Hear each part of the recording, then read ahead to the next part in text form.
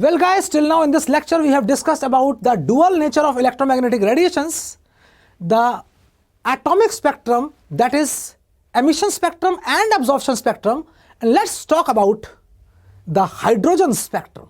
Now this topic is very important as per the aspect of your school exams as well as competitive exams. Now let's start to understand what exactly is hydrogen spectrum. I am switching on the bulb is switched on, white light is coming out, it's passing through the prism and we are getting VIBGYOR, right? Now I am putting one discharge tube in between the bulb and the prism. Now what will happen? The hydrogen atom present in that discharge tube will absorb some light and they will move to their higher energy levels. There are infinite shells in a particular hydrogen atoms and we have many hydrogen atoms in this particular discharge tube. Now, electrons will make a transition and they will go to higher energy levels. They will absorb the energy corresponds to that energy difference between the energy levels. Therefore, we will get some dark lines on that VIBGYOR. But if I switch off the bulb, now bulb is switched off and I am removing the prism is removed, now it is not getting the energy. So what will happen? The basic nature of hydrogen atom is it has one nucleus and electron will revolve around the nucleus in the first shell. What will happen? They will come back and when they will come back, they will emit some radiations. And when they will emit some radiations, we will get these series of lines on the dark screen. And this is called hydrogen spectrum. Let us see how it happens. Now, let's consider these are different levels in the hydrogen atom. This is the ground state. This is first excited state. Now, we can say that it's n is equal to 1, n is equal to 2, n is equal to 3. The energy levels 4, 5, 6, 7, 8, 9 and up to infinity. There are infinite energy levels. Now, when the light will be absorbed by the electrons present in n is equal to 1, they will move to n is equal to 2, 3 and up to higher levels. But when they will come back, they will emit the radiations. If they are coming back from any higher energy levels to the first energy level, like this, either it is 2 is equal to 1, 3 is to 1 or 4 to 1 or 5 to 1, from wherever it is coming from the higher level to first level, it will belong to Lyman series.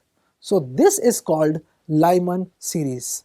And if from any higher level it is coming to n is equal to 2, this series is called Balmer series. And from any level it is coming to the n is equal to 3. This is called Paschen series. Let's see how do they look like. So on the dark screen they look like this. So we are getting some thin lines because electron is doing the transition, it is coming down and releasing some energy. So that energy, that lines we are getting, Lyman series, Balmer series, Paschen series, Brackett series, Fermi series, and there will be many more.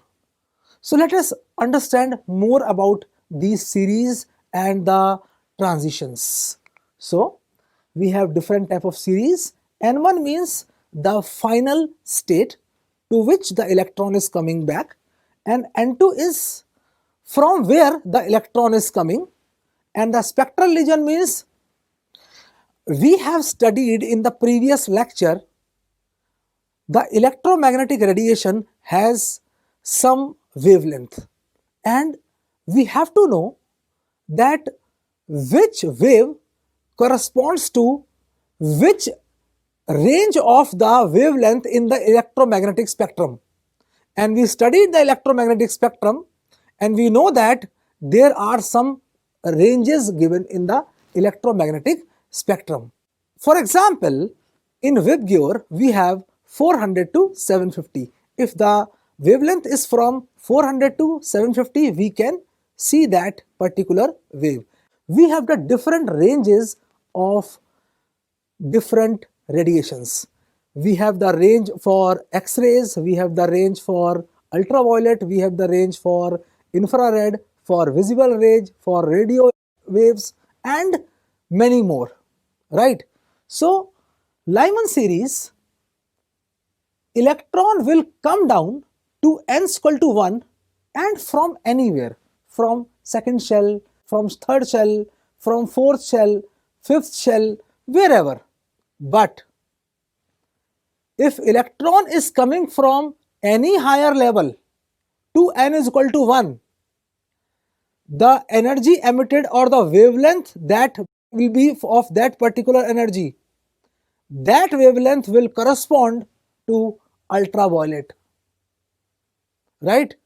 Similarly, in the case of Balmer series, electron will come down to n is equal to 2, means first excited state, and the wavelength of that line will correspond to visible region, and we will be able to see that particular slide, right?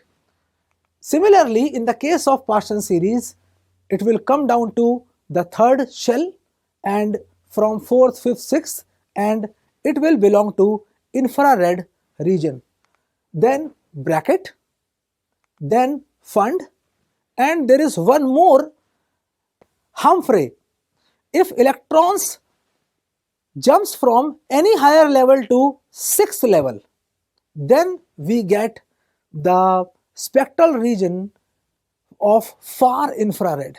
So this is not given in NCERT.